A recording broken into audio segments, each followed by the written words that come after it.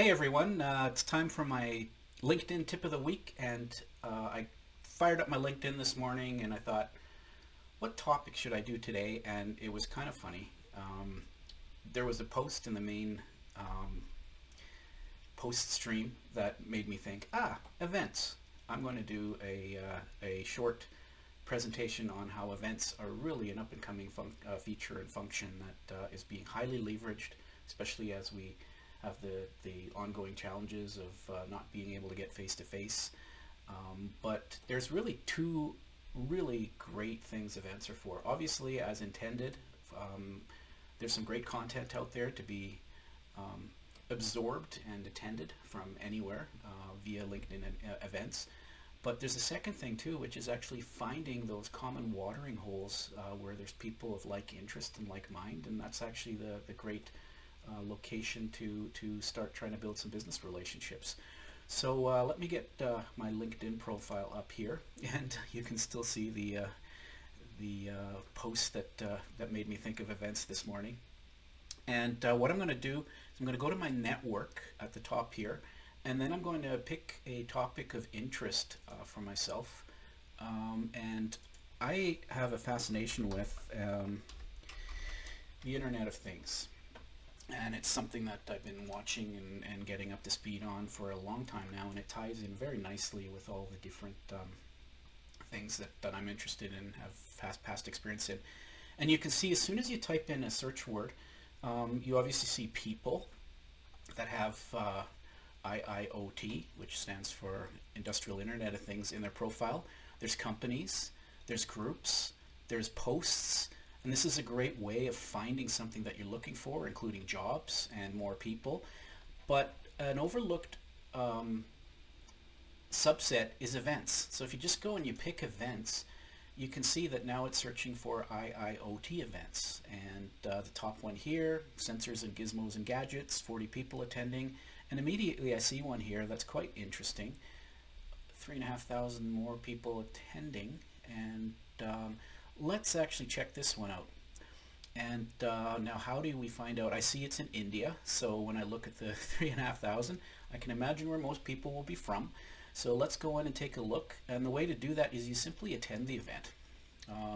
Now you're prompted for to provide some information for any of these event hosters. But if you just pick submit here, you can see that now immediately you're allowed in. And so now you're in the lobby area of this event, and you can see the 3,500 people, and it's kind of nice. Some people from my neck of the woods.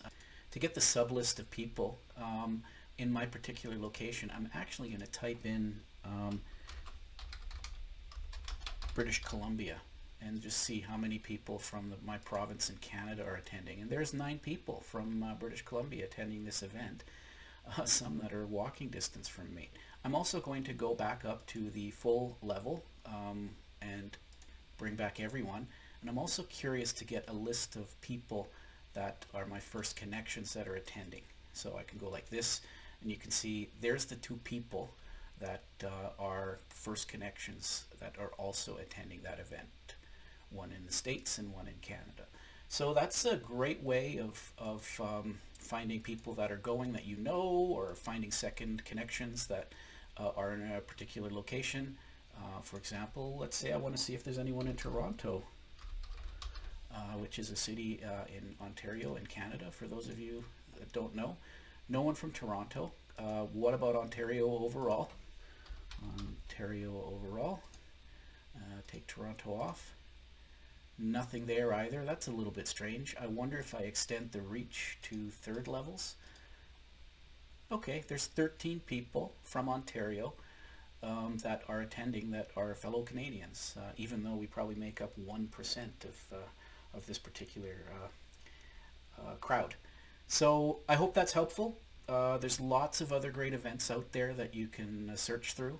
I'll just reset this, and I'll go back to my network, and then I will go just to the events page itself, and you can see that it starts at the top. These are events that I'm actually registered for.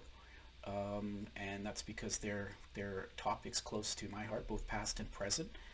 But you'll have your own list, and you can get them just by searching for something. Like as a final test, let's say we're into winemaking.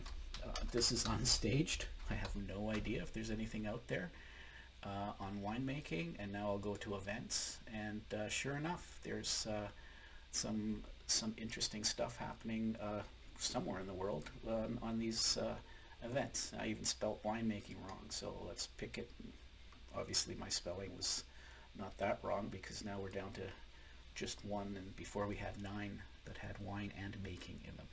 Anyway, so that's how you can find the events that might interest you, and the crowd that, if they're attending an event and registered for the event, they're probably interested in the topic. And then on the final thing, if you decide not to go, or you don't want to be included in the overall list after the event, just remove yourself from attending, and you won't be in that subset that is being searched. And unfortunately, the marketers have found this out, and they're starting to get quite aggressive in there. Probably going to spoil it for everybody again, but is what it is. For now, let's enjoy it, and I hope that's a good little tip of the day.